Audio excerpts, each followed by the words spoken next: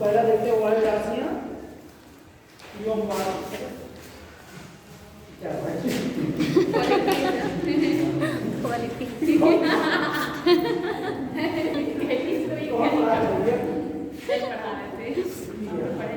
बहुत तगड़े तरीके से पढ़ाते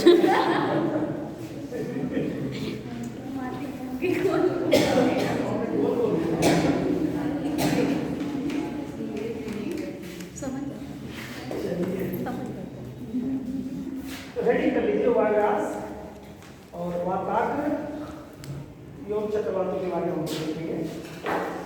वातावरण क्या होता है, वायुरास में क्या क्या है।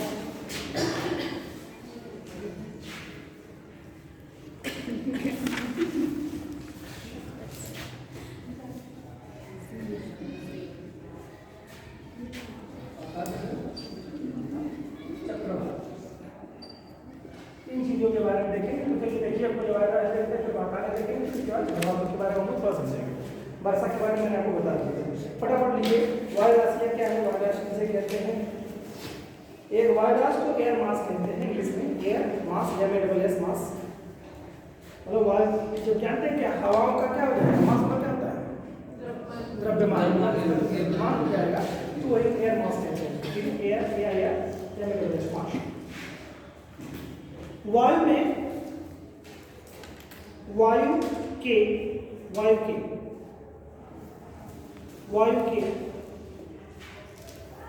उस विस्तृत तथा घने भाग को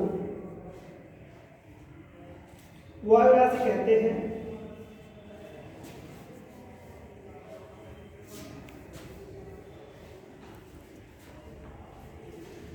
वायुराशि कहते हैं जिनमें विभिन्न ऊंचाई पर या जिसमें विभिन्न ऊंचाई पर क्षैतिज रूप में तापमान तथा आर्द्रता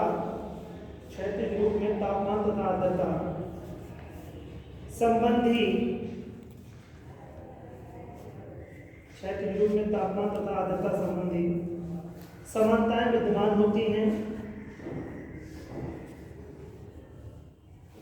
क्षैतिज रूप में तापमान तथा आर्द्रता संबंधी समानताएं विद्यमान होती हैं। ये जिस मार्ग पर चलती हैं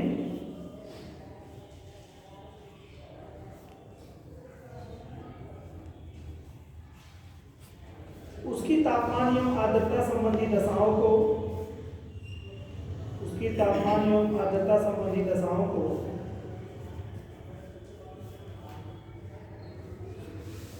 परिमार्जित यानी कि मॉडिफाई करती हैं। परिमार्जित इंग्लिश वर्ड है मॉडिफाई करती हैं। वह स्वयं भी उससे प्रभावित होती हैं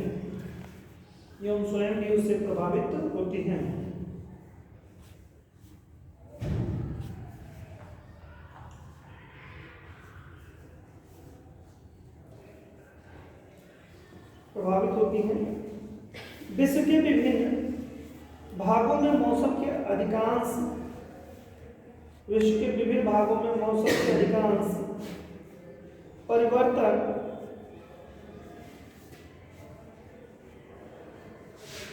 परिवर्तन विभिन्न वायुराशियों की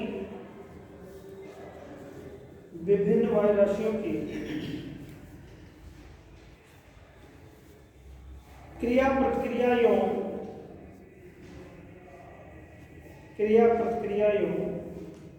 स्वयं उनके भीतर पाई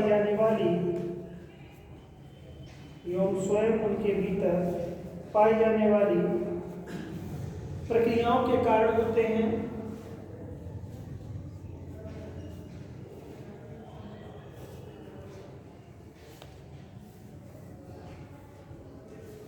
तो उसके अंतर्गत जो प्रक्रियाएं पाई जाती हैं, वायुराशि की क्रिया प्रतिक्रिया एवं स्वयं के भीतर पाई जाने वाली क्रियाओं के कारण होते हैं। जैसे कौन सी क्रियाएं के अंदर पाई जाती हैं, तो जैसे लिखिए, नंबरिंग भी कर सकते हैं या ऐसे लिख सकते हैं, स्टेप बाय स्टेप बदल के लिखना है। नंबर 1 पे लिखिएगा वाताग्रोह का निर्माण।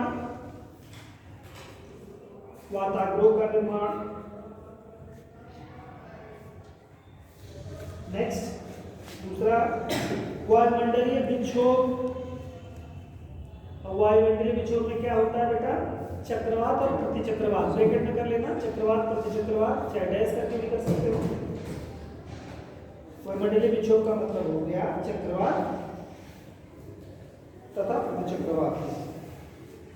तीसरा है ऊष्मा तथा आर्द्रता। ऊष्मा तथा आर्द्रता का एक स्थान से दूसरे स्थान तक स्थानांतरण।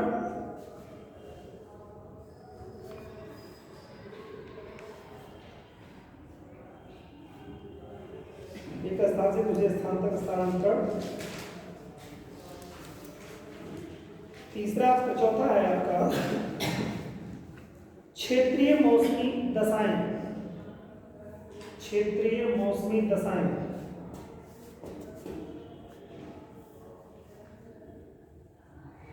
अब उसी में मिला के लिख लीजिएगा, ये सभी दशाएं या घटनाएं, ये सभी घटनाएं या दशाएं हमारे जीवन को प्रभावित करती हैं। हमारे जीवन को प्रभावित करती हैं। वायु राशियों की दो विशेषताएं होती हैं, या मुख्यतः दो विशेषताएं होती हैं। वायु राशियों की मुख्य दो विशेषताएं हैं, या मुख्यतः दो विशेषताएं हैं या होती हैं। लंबवत तापमान वितरण। नंबर 1 लंबवत ताप वितरण, और दूसरा है आर्द्रता की उपस्थिति। पहला था लंबवत ताप वितरण, दूसरा है आर्द्रता की उपस्थिति। तो एग्जाम में क्वेश्चन पूछा है वायु राशि के मुख्य कारक कौन कौन से हैं, तो लंबवत ताप वितरण, आर्द्रता की उपस्थिति। अब आर्द्रता की उपस्थिति, ठीक है। पैराग्राफ चेंज कर लीजिए दोस्तों।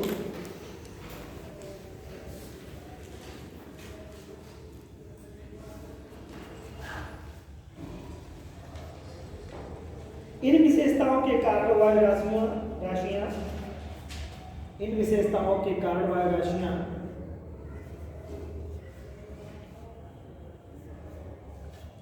उन क्षेत्रों को प्रभावित करती हैं जिन पर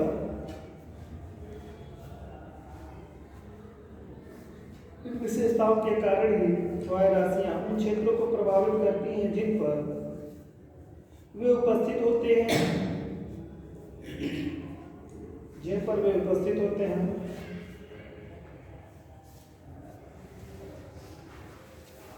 तापमान के लंबवत वितरण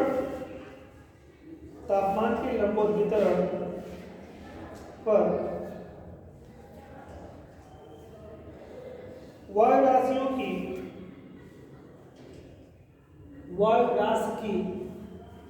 तापमान के लंबवत वितरण पर वायु राशि की ऊष्मा एवं शीतलता निर्भर करती है। ऊष्मा एवं शीतलता निर्भर करती है।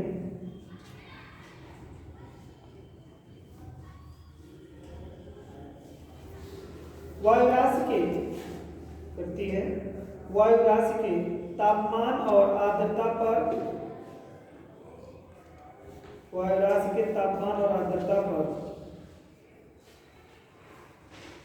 उसे स्थिर अथवा अस्थिर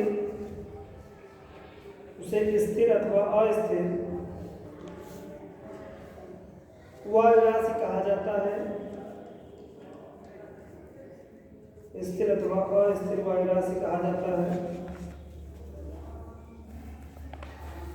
स्थिर वायु राशि ठंडी होती है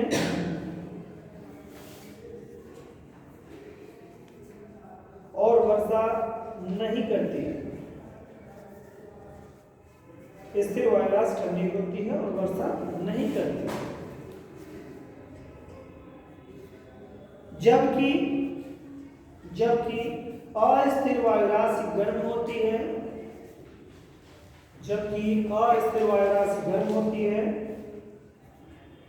और वर्षा करती है। और वर्षा करते हैं।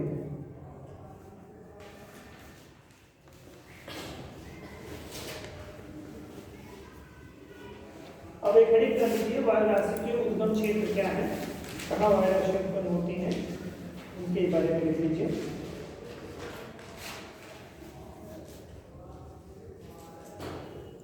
लिखिए वायु राशि के उद्गम क्षेत्र, लिखिए इसमें जिन क्षेत्रों में वायु राशि उत्पन्न होती है,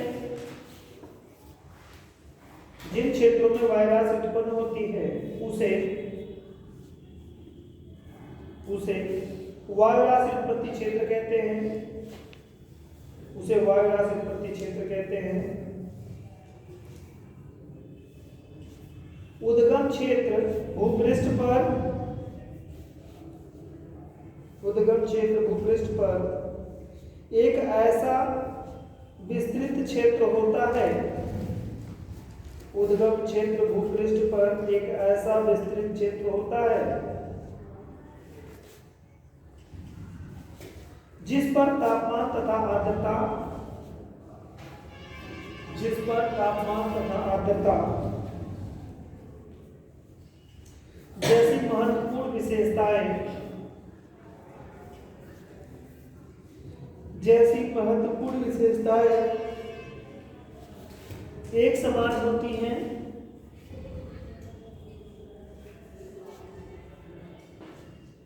वायु राशियों के या भूपटल पर वायु राशियों के, कर लीजिए भूपटल पर वायु राशियों के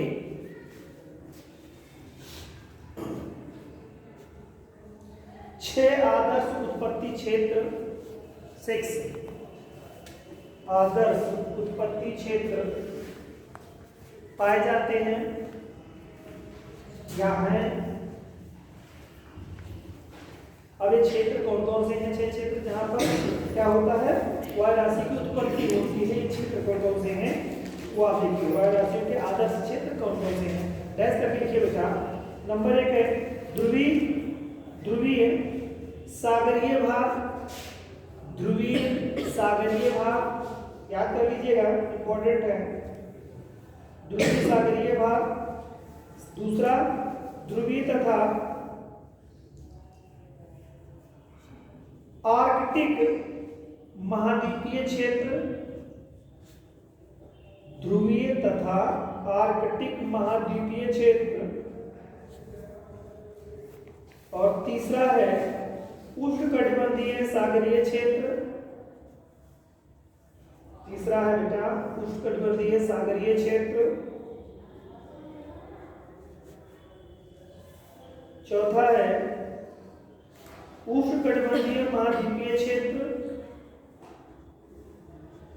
उष्णकटिबंधीय महाद्वीपीय क्षेत्र।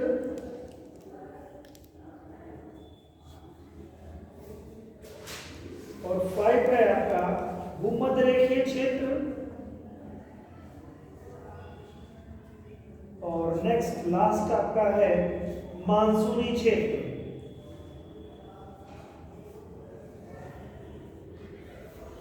अब देखिए जो वायु राशि उत्पन्न होती है ना, जैसे वायु राशि चल रही है, कोई वायु राशि कहीं से कहीं को जाती है। हमारे यहाँ देखिए मानसून मौसम से वर्षा होती है, दक्षिण पश्चिम मानसून जब सक्रिय होता है तो क्या होता है, वो दक्षिण पश्चिम से हवाएं आती हैं और क्योंकि वो हवाएं अपने साथ आर्द्रता लिए रहती हैं तो हमारे यहाँ पर वर्षा कराती हैं।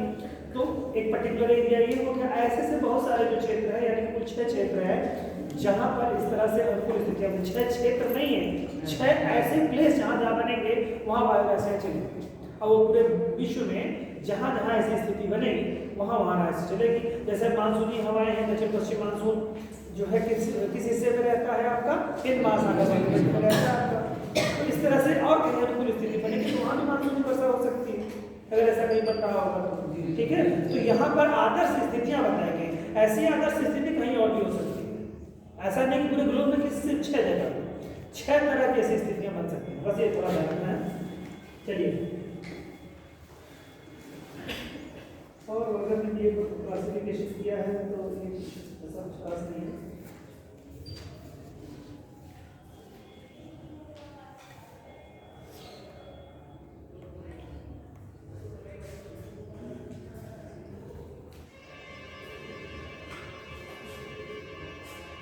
ठंडी वायु राशि और वायु राशि के बारे में जानकारी दे दीजिए।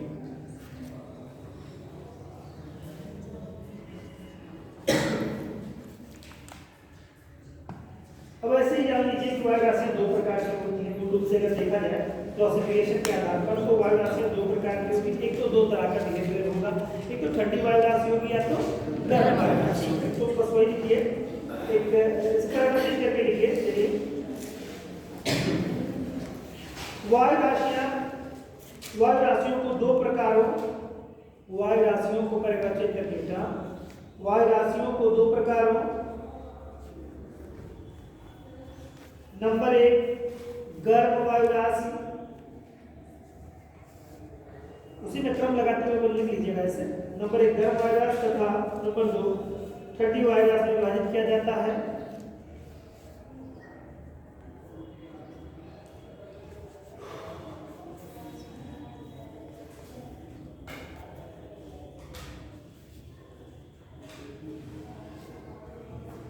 विभाजित किया जाता है पुनः उन्हें यानी गर्म और ठंडे को पुनः उन्हें स्थिर तथा अस्थिर प्रकारों में रखा जाता है। पुनः उन्हें स्थिर अस्थिर प्रकारों में रखा जाता है। इसका मतलब क्या हुआ? वायु राशियां दो तरह की होगी, कौन? गर्म और एक दूसरी ठंडी। अब ठंडी भी दो तरह की हो गई, एक स्थिर और एक अस्थिर। ठीक है, गर्म, स्थिर और अस्थिर। ठीक, बस ये बात है। चलिए देखिए ठंडी वायु राशि क्या होगी, फटाफट लिखिए। ठंडी वायु राशि उत्पत्ति क्षेत्र पर ये अत्यधिक ठंडी, आप ठंडी भी लिख रहे हैं, ठीक है, तो आप चाहते हैं तो इसको ऐसे भी लिख सकते थे कि उत्पत्ति के क्षेत्र के आधार पर, उत्पत्ति क्षेत्र पर ठंडी वायु राशि में, ऐसे लिख सकते हैं। अच्छा लिख लीजिए, बोल रहा हूं, उत्पत्ति क्षेत्र पर ठंडी वायु राशि अत्यधिक ठंडी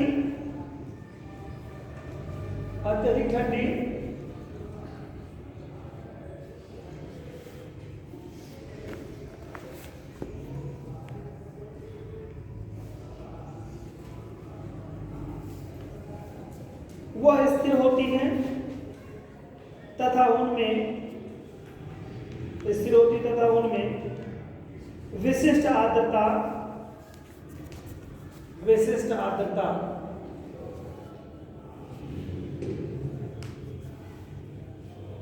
अत्यंत कम होती है। विशिष्ट आर्द्रता अत्यंत कम होती है। आगे बढ़ने पर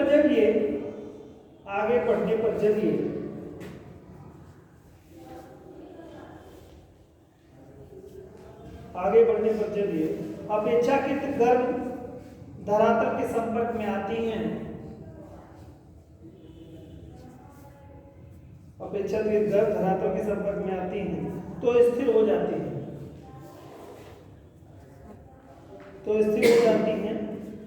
योम इनमें संवहन तरंगें उठने लगती हैं।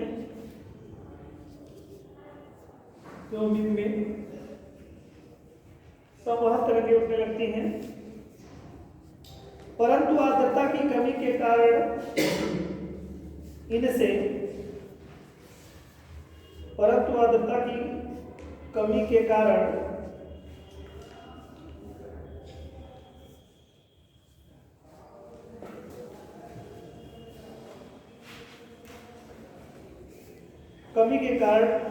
इनसे वर्षा नहीं होती। वह मौसम साफ रहता है।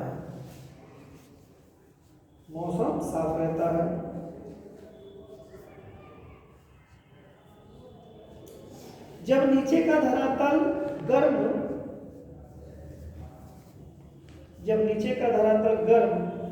सागरीय भाग हो तो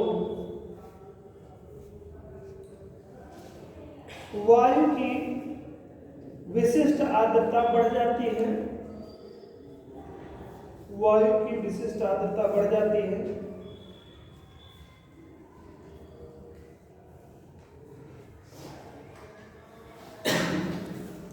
बढ़ जाती है। यूं कपासी वर्षा में बन जाती है। यही वायरस क्या बन जाती है? कपासी वर्षा मेघ का रूप धारण कर लेती है। जब ठंडी वायुराशि का कुछ भाग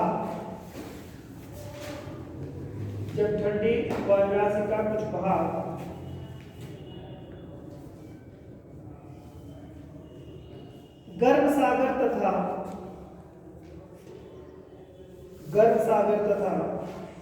कुछ भाग समीपस्थ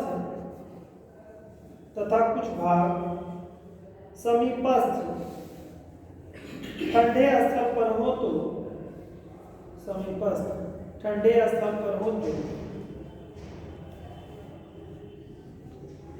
उष्ण व शीत वाताग्रों के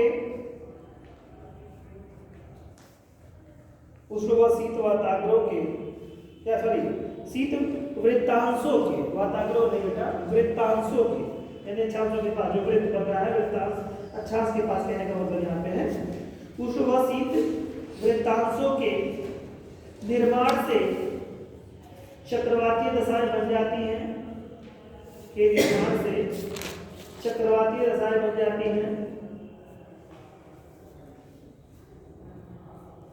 महाद्वीपीय ठंडी वायुराशि की तुलना में महासागरीय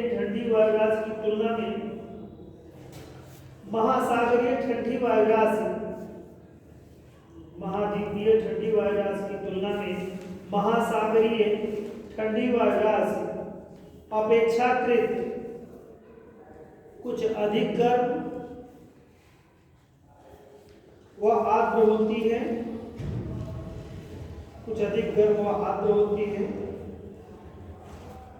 तथा इनसे अधिक वर्षा की प्राप्ति होती है।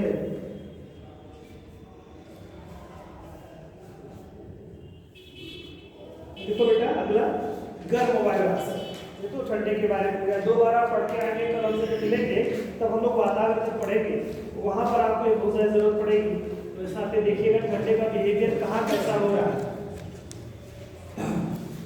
तो अगर ये आप ध्यान रखेंगे तभी बता पाएंगे। जैसे सागरीय हिस्से पर ठंडी वायुराशि है या और स्तरीय भाग पर, महाद्वीपीय भाग पर अगर ठंडी वायुराशि है तो उसका क्या बर्ताव है आपने यहाँ पर देखा।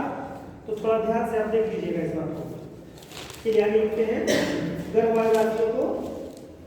गर्म वायुराशि महाद्वीपीय और महासागरीय दोनों भागों में, गर्म वायुराशि महाद्वीपीय व महासागरीय दो भागों में बांटकर देखा जा सकता है।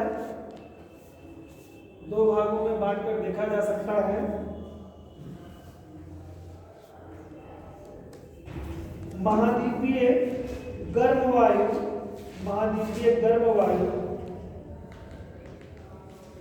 वायु उत्पत्ति क्षेत्र में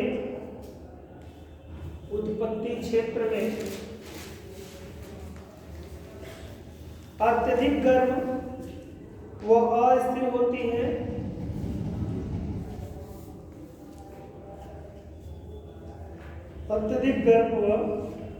होती है। जब यह आगे बढ़ती हुई अपेक्षाकृत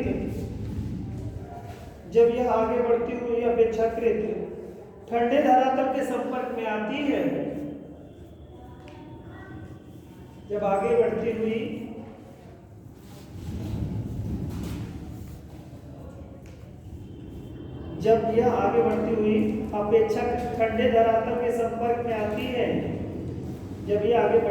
अपेक्षाकृत ठंडे धरातल के संपर्क में आती है।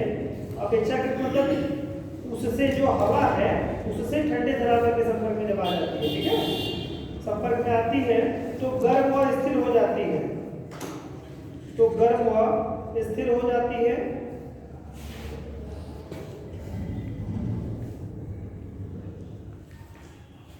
महासागरीय गर्म वायुराशि की आर्द्रता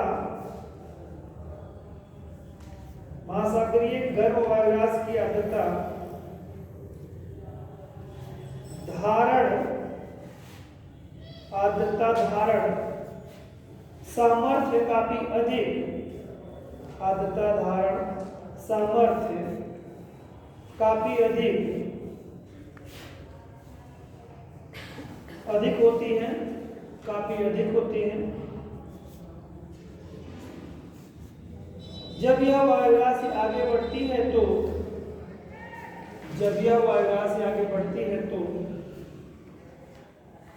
नीचे से ठंडी होने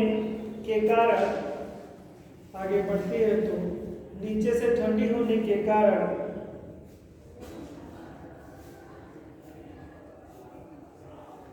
इसकी सापेक्षिक आर्द्रता बढ़ने लगती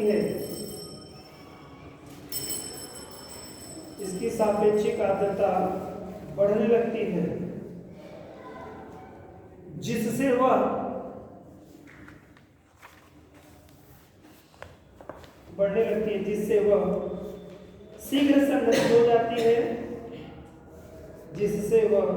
शीघ्र संघनित हो जाती है तथा कोहरा,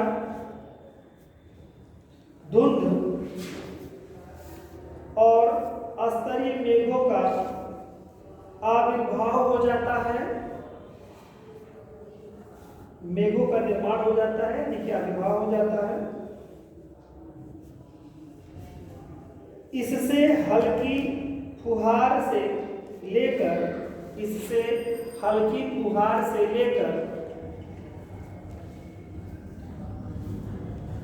हल्की वर्षा तक होती है,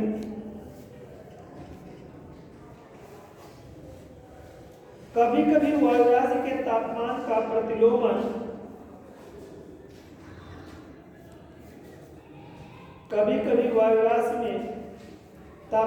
प्रतिलोमन होने लगता है,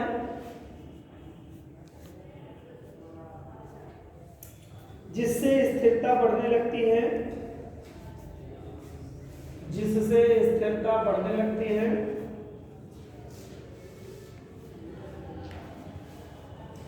जब गर्म महासागरीय वायुराशि बढ़ने लगती है,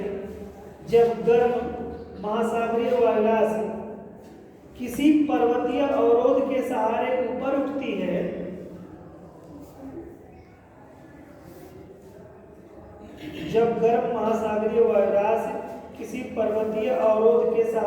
उठती है, तो रुद्धोष्म प्रक्रिया द्वारा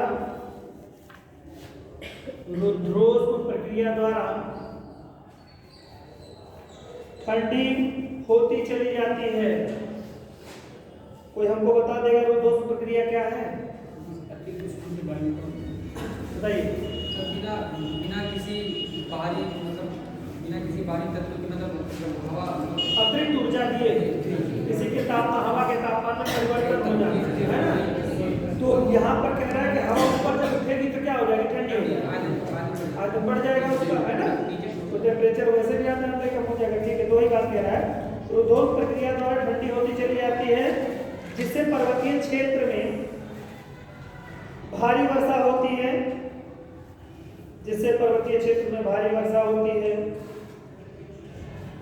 जब यह वायुराशि चक्रवातों के सहारे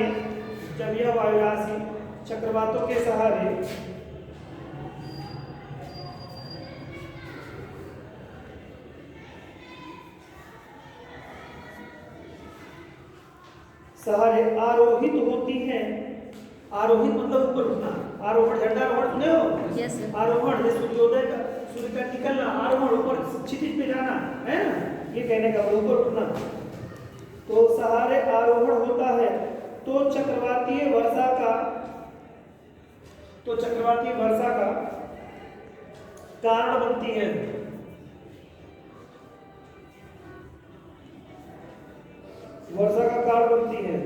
गर्म धारा के संपर्क में आने के कारण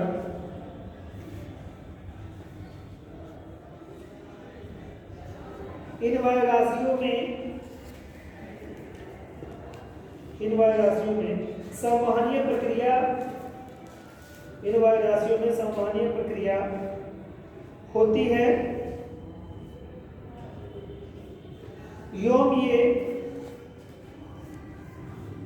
योमीय संतृप्तावस्था प्राप्त कर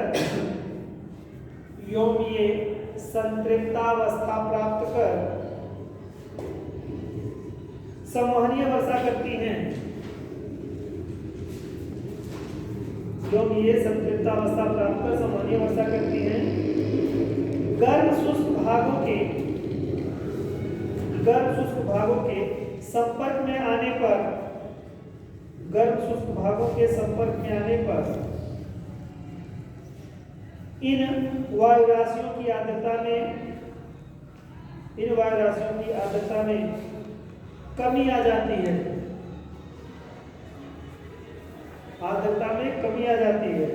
जिससे इनमें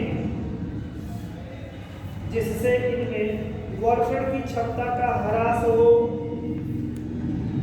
है।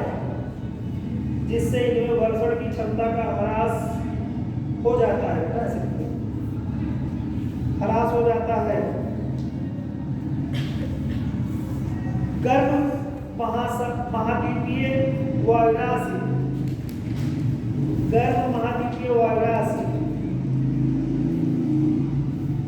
जब सागरीय भागों से होकर गुजरती है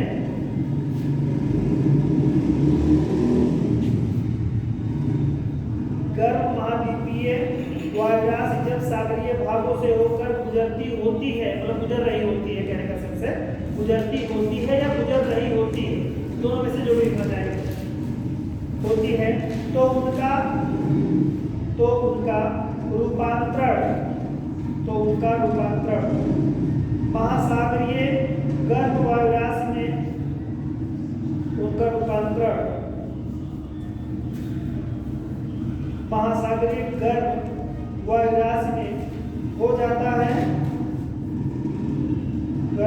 में हो जाता है। एवं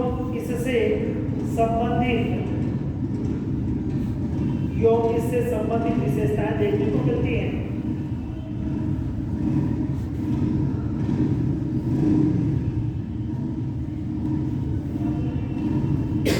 ठीक, तो इनसे संबंधित विशेषताएं देखने को मिलती हैं। अब हेडिंग करिए वाताग्र एवं वाताग्र की उत्पत्ति।